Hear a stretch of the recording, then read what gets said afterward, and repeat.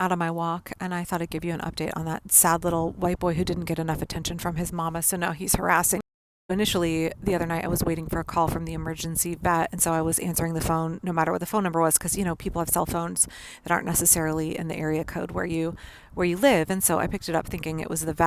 And it was some snickering young white man mumbling a bunch of incomprehensible pro MAGA garbage. So I didn't say anything. I just let him ramble for a minute. And then I blocked his number. He then ordered over the next couple of days 4 pizzas to be delivered at my house. Clearly an intimidation tactic to say, I know where you live. I know your phone number and I know where you live.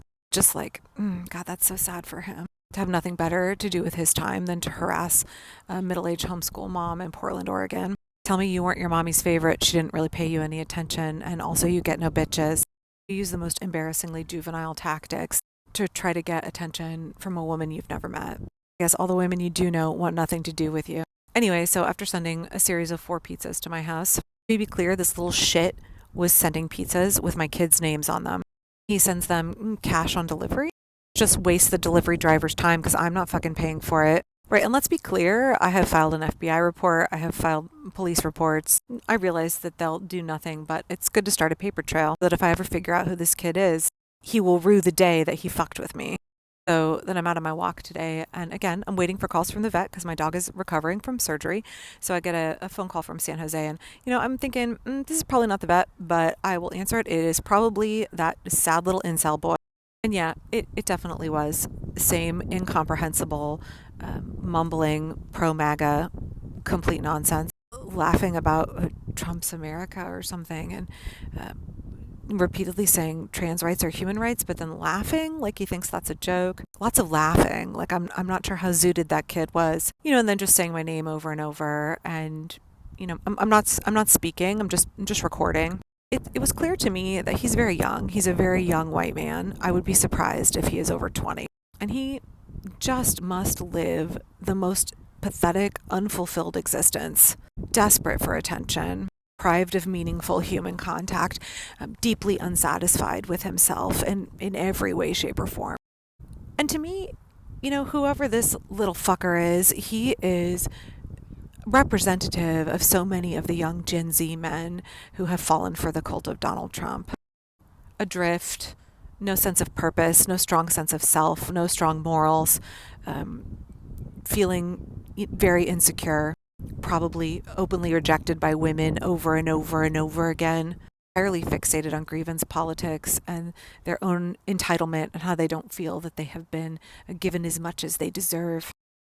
To this kid snicker and not be able to put together one even remotely intelligent insult, to having the most intense secondhand embarrassment. Because damn son, if you're gonna have me on the phone twice, how fucking embarrassing for you to bungle it so badly. You didn't say one witty thing. Like if your goal is to intimidate me, you thought you were looking like a big scary man? Nervous giggling and the inability to string together one coherent sentence. Yeah, that tells me all I need to know. But I do think this young man is really representative of so many of the Gen Z who have fallen victim to MAGA, who are deeply unsatisfied, deeply unhappy. So of course, his brand of hate and his message of like, you're going to get everything you deserve. I'm going to make you great and powerful. I'm going to, make sure that the rise of the white man happens. Of course that appeals to them. Of course this boy's phone call is just indicative of the fragility of MAGA. Actions reek of desperation. The same kind of desperation that the Trump regime is showing, arresting judges, trying to attack universities. It's just so obviously, embarrassingly desperate.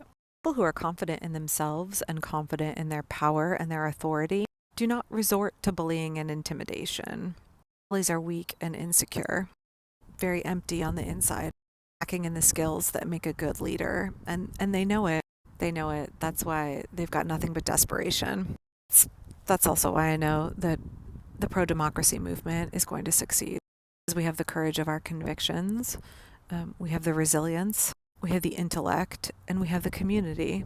We have the tenacity to not be intimidated by fragile little boys who never learned how to regulate their emotions and don't love themselves, so they want to weaponize their feelings and put them all over everybody else.